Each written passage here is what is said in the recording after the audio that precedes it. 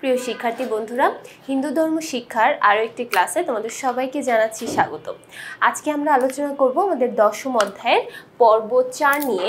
এ পর্বে আমাদের টপিক থাকছে মীরাবাইয়ের জীবনী। মীরাবাইয়ের জীবনী থেকে যে বহু নির্বাচনী প্রশ্নগুলো তোমার পরীক্ষার জন্য গুরুত্বপূর্ণ সেগুলো নিয়ে আজকে আলোচনা করব।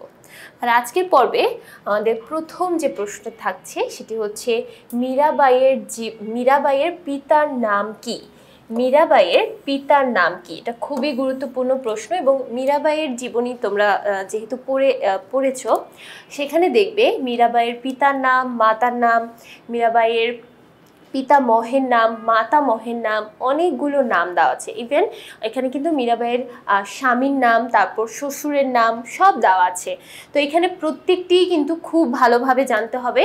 নামগুলো কিন্তু একটু কঠিন, সো আমাদের খুব ভালোভাবে এটা মুখস্থ রাখতে হবে, কার কি নাম ছিল, কে কি পরিচয়ে আছে সব কিছু। কারণ এখান থেকেই মীরাবাইয়ের পিতা, মাতা, স্বামী প্রত্যেকের নাম থেকে কিন্তু অনেক বহু নির্বাচনী প্রশ্ন থাকে। তাহলে দেখো, প্রথমে বলছি মীরাবাইয়ের পিতার নাম কি? মীরাবাইয়ের পিতার নাম ছিল রত্ন সিংহ। মীরাবাইয়ের পিতার নাম ছিল রত্ন সিংহ। তারপর 84 নং প্রশ্ন, রূপাদেবী ধনী পরিবারের পুত্রবধূ হয়েও ধন সম্পদের ওপর তার কোনো লোভ নেই। সর্বদা শ্রীকৃষ্ণের নাম গান নিয়ে ব্যস্ত থাকে। রূপাদেবীর চরিত্রে কোন মহিয়সী নারীর মিল পাওয়া যায়? যেহেতু শ্রীকৃষ্ণের নাম গানের কথা বলা হয়েছে, তাহলে অবশ্যই আমরা বুঝতে পারছি এখানে মীরাবাইয়ের কথা বলা হয়েছে। 85 নং প্রশ্ন, কোথায় মীরাবাই দেহলীলা সংবরণ করেন? কোথায় তিনি দেহলীলা সংবরণ করেন, অর্থাৎ কোথায় তিনি মারা যান?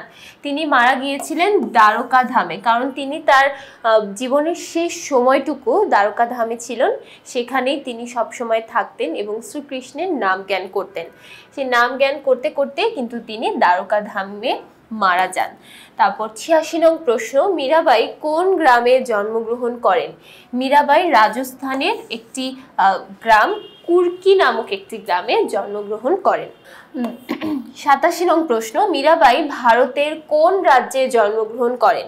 মীরাবাই ভারতের রাজস্থান রাজ্যে জন্মগ্রহণ করেছিলেন। তারপর পরবর্তী প্রশ্ন 88 নং প্রশ্ন, কে মীরাবাইয়ের স্বামী? মীরাবাইয়ের স্বামীর নাম ভোজরাজ। মীরাবাইয়ের স্বামীর নাম ভোজরাজ। তারপর 89 নম্বর প্রশ্নে বলা হচ্ছে মীরাবাই জন্মগ্রহণ করেন কত খ্রিস্টাব্দে? মীরাবাই জন্মগ্রহণ করেন কত খ্রিস্টাব্দে? এখানে দেখো অপশনগুলো বলা হয়েছে 1496, 1897, 1498 এবং 1499। মীরাবাই জন্মগ্রহণ করেছিলেন 1498 খ্রিস্টাব্দে। 1498 খ্রিস্টাব্দে। দেখো এখানে প্রত্যেকের নামের পাশাপাশি কিন্তু কে কত সালে জন্মগ্রহণ করেছিলেন এবং কে কত সালে মৃত্যুবরণ করেছিলেন, এই দুইটা সালও কিন্তু খুবই গুরুত্বপূর্ণ। তারপর চলে যাচ্ছি 90 নং প্রশ্নে, মীরাবাই কোন বংশে জন্মগ্রহণ করেন? মীরাবাই রাঠোর বংশে জন্মগ্রহণ করেছিলেন। রাঠোর বংশে জন্মগ্রহণ করেছিলেন। তার পিতা এবং পিতামহ ছিল রাঠোর বংশের। তারপর 91 নং প্রশ্ন, সুরতান সিং কোন রাজবংশীয় রাজপুত্র ছিলেন? সুরতান সিং। সুরতান সিং হচ্ছে তার মাতামহের নাম। তাহলে তার মাতামহ এবং তার মাতারা ছিলেন ঝালা বংশীয় রাজপুত্র এবং রাজকন্যা। এবার চলে যাচ্ছি 92 নং প্রশ্ন, মীরাবাইয়ের মাতার নাম কি? মীরাবাইয়ের মাতার নাম ছিল বীর কুঁওরি। বীর কুঁওরি। এখানে বানানটা অবশ্যই সবাই একটু ভালো মতো খেয়াল করবে, বীর কুঁওরি। 93 নং প্রশ্ন, বীর কুঁওরির বাবার নাম কি ছিল? অর্থাৎ মীরাবাইয়ের মাতামহের নাম কি ছিল? মীরাবাইয়ের মাতামহের নাম ছিল সুরতান সিং। সুরতান সিং। তারপর দেখো 94, আচ্ছা সেম প্যাটার্নের প্রশ্ন, মীরাবাইয়ের মাতার নাম কি ছিল? মীরাবাইয়ের মাতার নাম ছিল বীর কুঁওরি।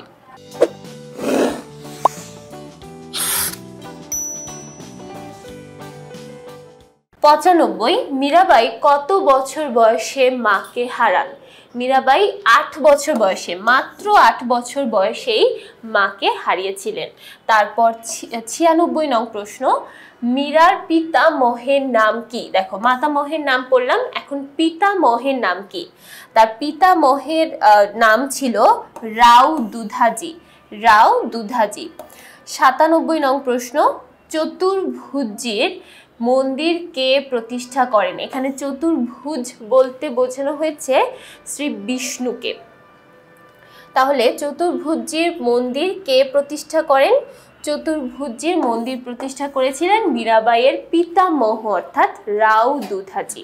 98 নং প্রশ্ন, মীরার বিবাহ হয়েছিল কার সাথে? মীরার বিবাহ হয়েছিল ভোজরাজের সাথে। তারপর এবার আসো 99 নং প্রশ্ন, বলছে মীরার শ্বশুরের নাম কি? মীরার শ্বশুরের নাম ছিল রানা সংগ্রাম সিং। সংগ্রাম সিং। তারপরে 100 নং প্রশ্ন, কার প্রতি মীরার গভীর শ্রদ্ধা এবং ভালোবাসার সৃষ্টি হয়? শ্রীকৃষ্ণের প্রতি। তার জীবনের মূল উদ্দেশ্যই ছিল শ্রীকৃষ্ণর নাম জ্ঞান করা। ঠিক আছে, তাহলে গভীর শ্রদ্ধা এবং ভালোবাসা ছিল শ্রীকৃষ্ণের প্রতি।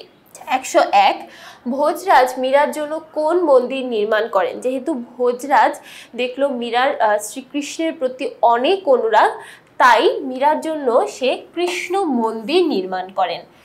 102, শৈশবেই মন প্রাণ দিয়ে ভালোবেসে ফেলে গোপীনাথকে। এ বাক্যে কার শৈশবের কথা বোঝানো হয়েছে? এখানে মীরাবাইয়ের শৈশবের কথা বোঝানো হয়েছে, কারণ মীরাবাই একদম ছেলেবেলা থেকে শ্রীকৃষ্ণের প্রতি গভীর ভালোবাসে বা গভীর ভালোবাসা রাখেন।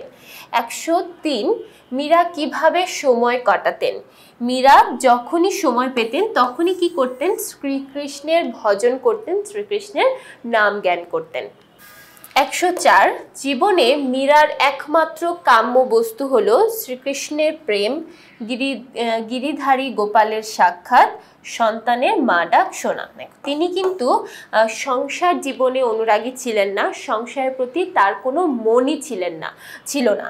তাই তার জীবনের একমাত্র কাম্য বস্তু ছিল শ্রীকৃষ্ণের প্রেম এবং গিরিধারী গোপালের সাক্ষাৎ লাভ করা, অর্থাৎ শ্রীকৃষ্ণের সাক্ষাৎ লাভ করা। আচ্ছা, তাহলে 104 নং প্রশ্নের অ্যান্সারটা কি হবে? 4 নং প্রশ্নের অ্যান্সার হবে প্রথম দুইটি অপশন। তারপর একটা উদ্দীপক দেখে নেই।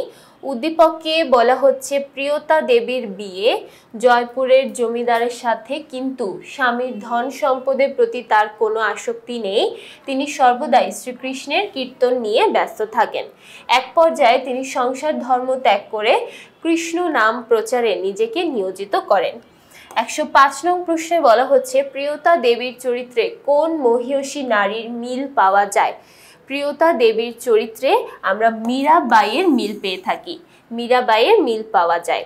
তারপর চলে যাচ্ছে 106 নং প্রশ্নে, বলা হচ্ছে উক্ত মহিয়সী নারীর ভজন সঙ্গীত সাম্প্রদায়িক সম্প্রীতির সৃষ্টি করে। তারপর বলা হচ্ছে প্রেম ভক্তির পথ প্রশস্ত করে, আর্তপীড়িতদের কল্যাণ সাধন করে। আমরা কিন্তু তার জীবনী থেকে আর্তপীড়িত সংক্রান্ত কোনো জীবনী বা কোনো শিক্ষাই কিন্তু আমরা এখান থেকে পাইনি। তবে আমরা যে শিক্ষা পেয়েছি সেটা হচ্ছে সাম্প্রদায়িক সম্প্রীতি, অর্থাৎ সবাই সমান। এখানে যে রাজা মহারাজা তারাও যেমন, আবার তুচ্ছ ছোট্ট কেউ কিন্তু সেম, একই বিষয়।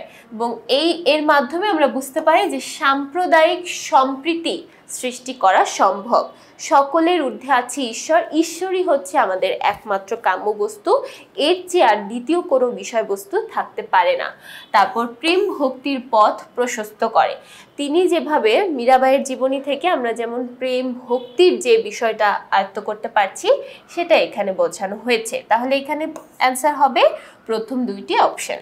ঠিক আছে, তাহলে এই ছিল আমাদের মীরাবাইয়ের জীবনী থেকে কিছু গুরুত্বপূর্ণ বহু নির্বাচনী প্রশ্ন। আশা করছি প্রত্যেকটি প্রশ্নই সবাই খুব ভালোভাবে আয়ত্ত করতে পেরেছো।